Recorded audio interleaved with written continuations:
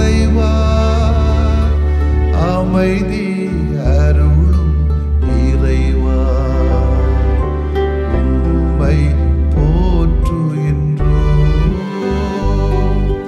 நெஞ்சில் சுமக்கும் இறைவா நீதியில் நிறைவே இறைவா சுமை தாங்கியே இறைவா புகழ்ந்து போற்றி ஆராதிக்கின்றோம்.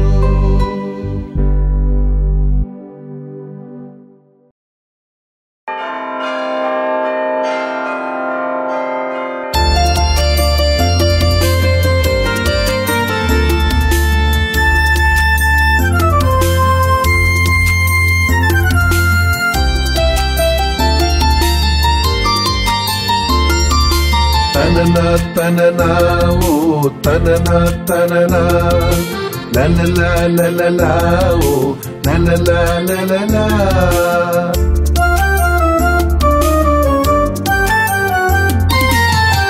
இணைகரம் கூப்பி வந்தோ இறைவா இன்று உந்தன் அன்பின் பலியிலே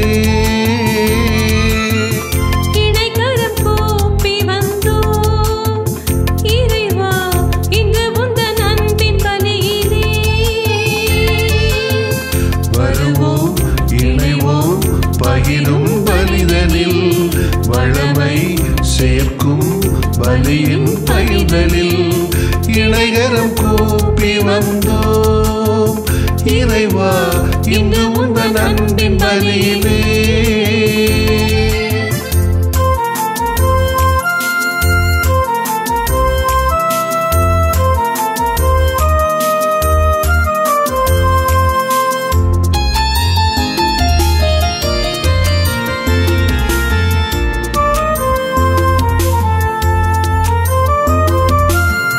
வளமையை வழங்கி நின்றாயே வாழ்த்து சொல்லி வணங்க வந்தோமே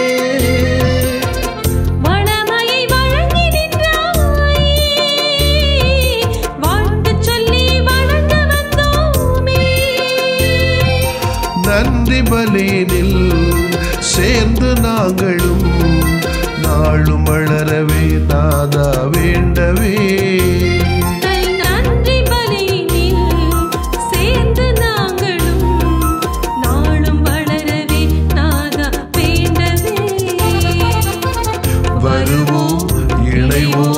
பகிரும் பலிதனில் வளமை சேர்க்கும் பலியின் பயிர்தலில் இணைகரம் கூப்பி வந்தோ இறைவா இன்று உந்தன் அன்பின் பலியிலே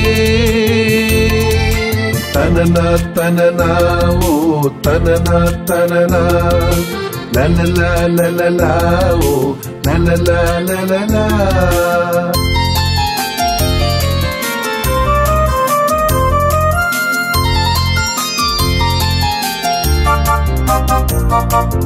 ஒன்றிணைந்து பலி செலுத்துகின்றோம் ஒற்றுமையில் உயரச் செய்வாயே ஒன்றிணைந்து பலி செலுத்துகின்றோம் ஒற்றுமையில் உயரச் செய்வாயே நன்றி மனதினில் தினமும் மகிழவே நாங்கள் வாழவே நாதா வேண்டவே நன்றி மனதினில் தினமும் மகிழவே நாங்கள் வாழவே நாதா வேண்டவே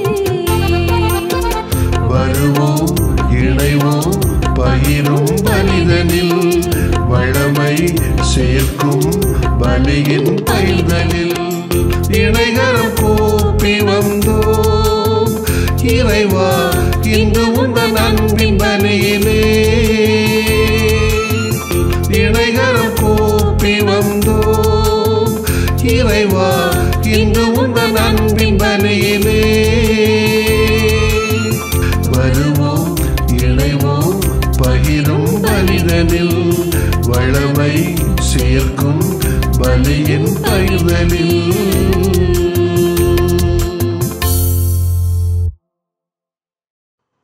மத்தேயு எழுதிய நற்செய்தி அலகு 28 இறை சொற்றொடர்கள் 16 முதல் 20 வரையிலானவைகள்.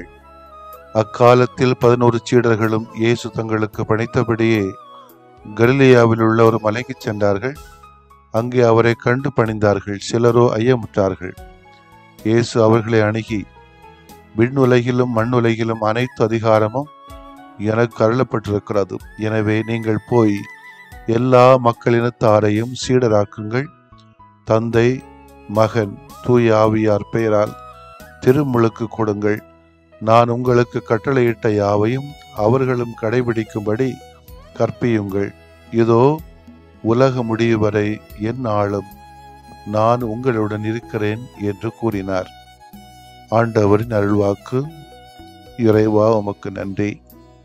கிறிஸ்து இயேசுவிலே பிரியமுள்ள சகோதரிகளே, சகோதரர்களே, மூவொரு கடவுளின் தமத்திருத்துவ கடவுளின் திருவிழாவை கொண்டாடுகிற நாளிலே நாம் யாவரும் தந்தை, மகன், தூய ஆவியோடு இணைந்து அவர்களது புகழை பறைசாற்ற ஒற்றுமையான உணர்விலே, திட்டங்களிலே, செயல்பாடுகளிலே இணைந்து சான்று பகர இந்த நாள் நமக்கு அழைப்பு விடுக்கிறது.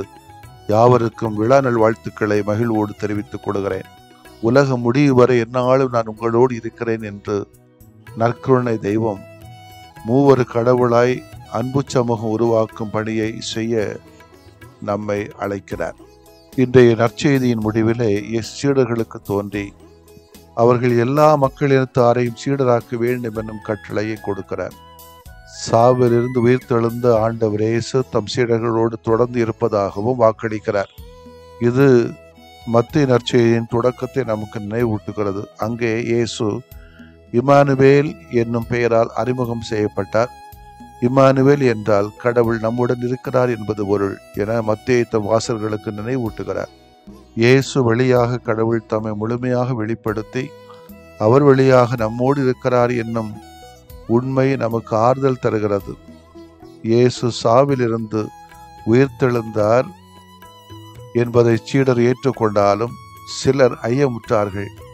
கடவுளையும் அவர் நம்மிடையே அனுப்பிய இயேசுவையும் நாம் நம்பிக்கையோடு இருக்கிறோம் என்றாலும் நம் நம்பிக்கை எப்போதுமே அசையாத உறுதி கொண்டதாக இருக்கும் என்று கூற முடியாது. ஐயம் என்பதற்கு இங்கே இடம் உண்டு. ஆனால் நாம் நம்பிக்கை இழக்காமல் நிலைத்திருக்க வேண்டும் என்றால் இயேசு உலக முடிவு வரை நம்மோடு இருக்கிறார் என்பதை நாம் உணர்ந்து கொள்ள வேண்டும். சீடர்களுக்கு தோன்றிய இயேசு அவர்களுக்கு வழங்கிய கட்டளையில் 3 அம்சங்கள் உள்ளன. அவர்கள் எல்லா மக்களையும் சீடராக்க வேண்டும். தந்தை, மகன், தூய ஆவியார் பெயரால் திருமுழுக்கு கொடுக்க வேண்டும். இயேசு அளித்த கட்டளைகளை மக்களுக்கு கற்பிக்க வேண்டும். இக்கட்டளைகளை திருச்சபை தொடர்ந்து செயல்படுத்த அழைப்பு விடுக்கிறது. இயேசு ஒரு சில மனிதரை தேர்ந்தெடுத்து அவர்களுக்கு கடவுள் ஆட்சி பற்றி கற்பித்து அவர்களை தம் சீடராக மாற்றியது போல இன்னும் திருச்சபை இயேசுவின் பெயரால் நற்செய்தி பணியை தொடர வேண்டும். இந்த பணியை ஆற்றுவதற்கான ஆற்றலை நாம் இயேசுவிடமிருந்து பெறுகிறோம். திரு அவை எல்லா மக்களினத்தாரையும் சீடராக அனுப்பப்படுகிறது. இயேசுவின் பணி பெரும்பாலும் யூதர்கள் நடுவே நிகழ்ந்தது. ஆனால் உலகில் உள்ள அனைத்து மக்களும் கடவுளின் மீட்பில் பங்கேற்க அழைக்கப்படுவதால் எல்லாருக்கும் நற்செய்தி அறிவிக்கப்பட வேண்டும் என இயேசு தம் சீடர்களுக்கு கட்டளையிடுகிறார். அக்கட்டளையை ஏற்று நாம் நற்செய்திய பணியிலே முழுமையாக நம்மை ஈடுபடுத்திக் கொள்ள வேண்டும். நற்செய்தியால் நமது வாழ்வு உருமாற்றம் பெற வேண்டும். அப்போது நாம் கடவுள் மனிதரிடையே வாழ்கிறார் என்னும் உண்மைக்கு சான்றுகளாக மாற முடியும். இறைவன் ஒரே கடவுளாக அதே வேளையில் 3 ஆட்களாக இருப்பது ஒரு இறையியல் மறைபொருள். இந்த மிஸ்ட்ரி என்கிற மறைபொருளை மானிட அறிவாற்றலால் புரிந்து கொள்ள முடியாது. இறை நம்பிக்கையால் ஏற்றுக்கொள்ளவே முடியும். இயேசு கிறிஸ்துவால் வெளிப்படுத்தப்பட்ட இந்த மறை உண்மையை ஒரு அடிப்படை விசுவாச கோட்பாடாக நாம் ஏற்றுக்கொள்கிறோம். இயேசு வழியாகவே நாம் தந்தை அறியவும் புரியவும் முடியும். அவரே இறைவனை நமது வானக தந்தை என்று நமக்கு அறிமுகம் செய்து வைத்தார். அவரே இறை தந்தையின் மண்ணக முகமாய் அடையாளமாய் இருக்கிறார். இயேசு கடவுளுடைய மாட்சிமையின் சுடரொளியாகவும் அவருடைய இயல்பின் அச்சு பதிவாகவும் விளங்குகிறார் என்று எபிரேயர் திருமடலிலே வாசிக்கிறோம். அதுபோல இயேசுவே தூய ஆவியாரையும் நமக்கு அறிமுகம் செய்து வைத்தார். தந்தையிடமிருந்து புறப்படுகிற ஆவியானவர் அவரே தந்தையிடமிருந்து வந்து உண்மை வெளிப்படுத்துகின்ற தூய ஆவியார் என்றார் இயேசு. இவ்வாறு தந்தை, மகன், தூய ஆவியார் என்னும் 3 ஆட்களும் ஒரே ஞானமும் ஒரே வல்லமையும் ஒரே மாட்சியும் நிறைந்தவர்கள் என்று நாம் விசுவசிக்கிறோம். அத்துடன் இந்த 3 ஆட்களும் சரிசம தமத்திருத்துவ வணக்கமும் மாட்சியும் ஆராதனையும் பெறுகின்றார்கள் என்னும் நாம் அறிகின்றோம். இந்த இறையியல் பின்னணியில் நாமும் நாள்தோறும் மூவர் இறைவனுக்கு வணக்கமும் ஆட்சியும் செலுத்துவதை கடமையாக கொள்வோம். பொதுவாக நமது ஜெபங்கள் இயேசுவை நோக்கியே சொல்லப்படுவையாக இருத்தல் சரி அன்று. இயேசு வழியாக இறை தந்தையை நோக்கி அமைதலே சாலமும் நன்று. எனவேதான் திருப்பலியின் பெரும்பாலான மன்றாட்டுக்கள் இயேசு வழியாக இறை தந்தையை நோக்கி எழுப்பப்படுவனவாக அமைந்துள்ளன. எங்கள் ஆண்டவராகிய கிறிஸ்து வழியாக மன்றாடுகிறோம் என்ற நிறைவடைகின்றன. ஆகவே நாள்தோறும் மூவர் இறைவனின் பெயரை சொல்லி மூவருக்கும் சமமான புகழ்ச்சியும் நன்றியும் ஆட்சியும் செலுத்த கற்றுக்கொள்வோம். அவர்கள் குறித்து காட்டுகிற ஒன்றுபட்ட வாழ்க்கையில் வளர்வோம். அதுவே நமது சான்று. மன்றாடுவோமாக. இறைவா, உமக்கு நன்றி எங்களை படைத்தமைக்காக. ஆண்டவர் இயேசு கிறிஸ்துவை தந்து எங்களை மீட்டதற்காக உமக்கு நன்றி. அதே வேளையிலே தன்னுடைய தூய ஆவியாரை எங்கள் மத்தியிலே வந்து எங்களை வழிநடத்துவதற்காக உமக்கு நன்றி. உமது அன்புக்கு நாங்கள் சான்று பகர எங்களை ஒற்றுமையாக வழிநடத்தும். ஆமேன்.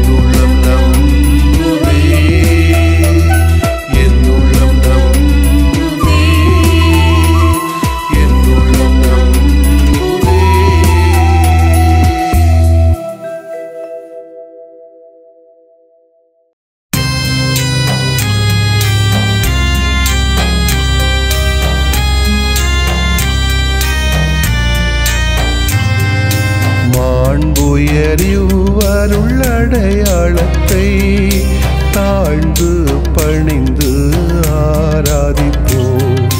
பழைய நியம முறைகள் அனைத்தும் இனி மறைந்து முடிவு பெறுக. புதிய நியம முறைகள் வருக. புலன்களாலே மனிதன் இதனை அறிய இயலா. குறைகள் நீக்க நம்பிக்கையின் உதவி பெறுக.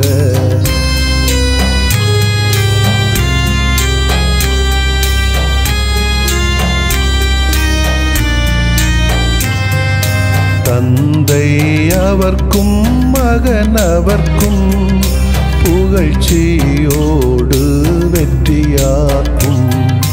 மீட்பின் பெருமை மாட்சிமையோடு வலிமை வாழ்த்து யாவுமாக.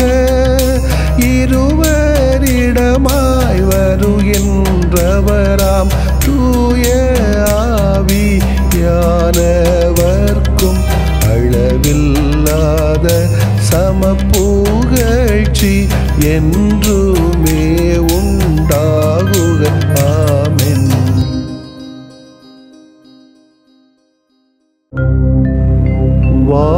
வானின்று அவர்களுக்கு அப்பமளித்தீரே,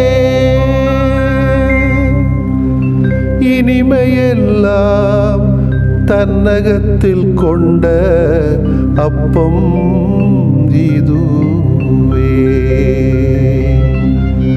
மன்றாடுவோமாக. இறைவா, இந்த வியப்புக்குரிய அருளடையாளத்திலே உம்முடைய பாடுகளின் நினைவு எங்களுக்கு விட்டு சென்றீ. உம் திருவுடல் திருரத்தமாகியவற்றின் தூய மறைவருளை வணங்கும் நாங்கள்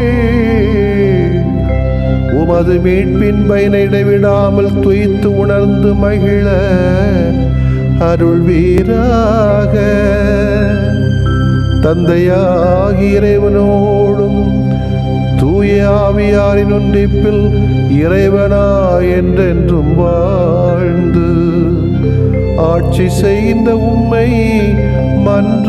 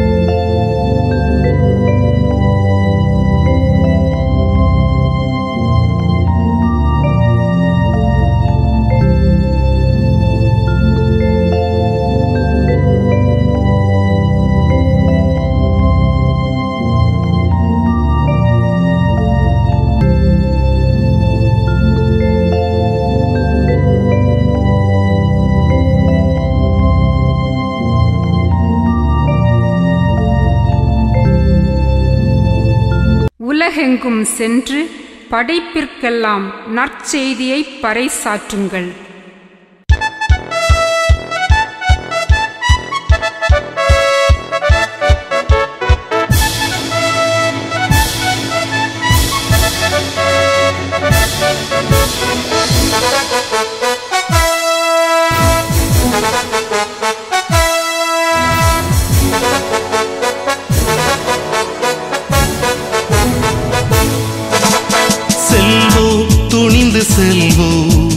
நற்செய்தி தூதர்களாய் ஒளிர்வோம், எங்கும் ஒளிர்வோம், நற்செய்தி தீபங்களாய்.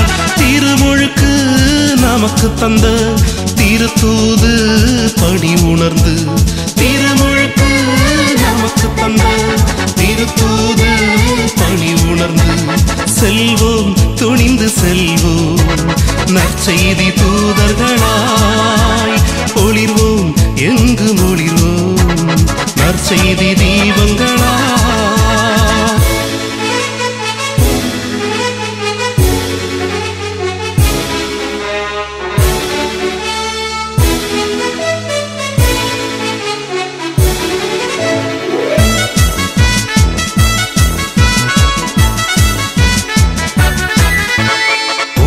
உலகமெல்லாம் சென்று நற்செய்தி அறிவித்திடும் உயர் பணி தந்தார் நம் இயேசு. உலகமெல்லாம் சென்று நற்செய்தி அறிவித்திடும் உயர் பணி தந்தார் நம் இயேசு. அதை உளமாற ஏற்று உயிர் வாழும் நாளில், உளமாற ஏற்று உயிர் வாழும் நாளில் உறுதியாய் உழைப்போம், உலகினை வெல்வோம். செல்வோம், துணிந்து செல்வோம், நற்செய்தி தூதர்களாய் ஒளிர்வோம், எங்கு ஒளிர்வோம், நற்செய்தி தீபங்களா.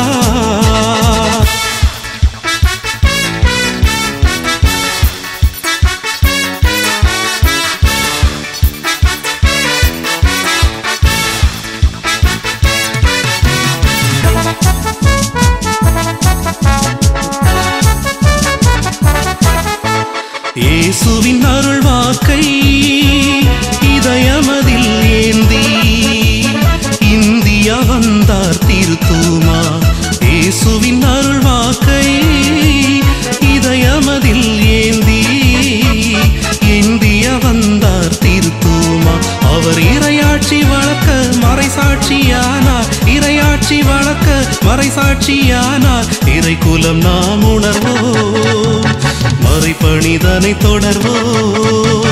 செல்வோம், துணிந்து செல்வோம், நற்செய்தி தூதர்களாய் ஒளிர்வோம், எங்கு ஒளிர்வோம், நற்செய்தி தீபங்களாய். திருமுழுக்கு நமக்கு தந்த திருத்தூது பணி உணர்ந்து, திருமுழுக்கு நமக்கு தந்த திருத்தூது பணி உணர்ந்து செல்வோம், துணிந்து செல்வோம், நற்செய்தி தூதர்களாய் ஒளிர்வோம், எங்கு ஒளிர்வோம், நற்செய்தி தீபங்களா.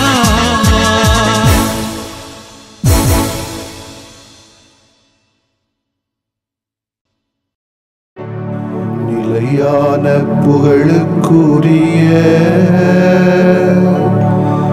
தூய இறை நன்மைக்கு எல்லா காலமும்